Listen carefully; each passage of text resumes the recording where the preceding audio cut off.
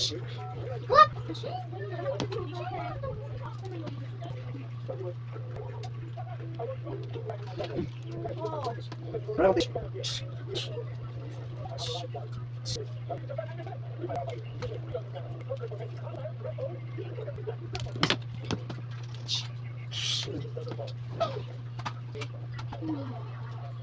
Umalaw sa loob ng ito. Nararamdaman na niya ang bakit sa kanyang katawan ang tumusok sa kanya. Nagsimula siyang lumaban, ngunit masyadong malakas ang kanyang kalaban. Sino ang gagawa nito sa kanya?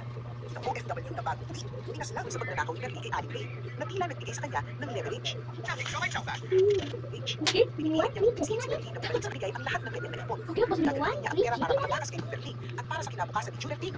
Pumasok si Merly sa bahay ni Merly. Bitbit ang balak na takong actor sa bisyo ni Junior kasama mga magulang na nakaharap sa kanila. Ang pagmamahal ay dapat ang disiplina, hindi kulang na pagbibigay. Ang bisyo ng problema.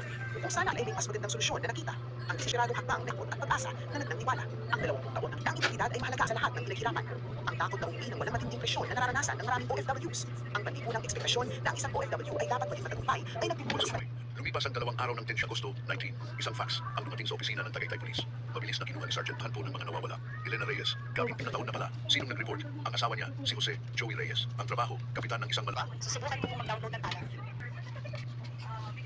Attorney Fernandez, tulungan niyo ako humingi ng saklolo sa kanyang abogado. Ilang sa ng Tagaytay Police Station na malinaw daw sa alaala ni Mang Carlo. Bigla ka raw dumating sa site bandang alas ibinigay kay Wayne Santos ang papel. Sinabi mo raw, kailangan kong personal na i-check gamit ang tiyani ang isang maliit na bagay. Sa ilalim ng ilaw, kumislap ang isang mamahaling silver na cufflink. Kahit may putik, kitang-kita pa rin ang kinang nito. Tingnan niyo po, may nakaukit na initials.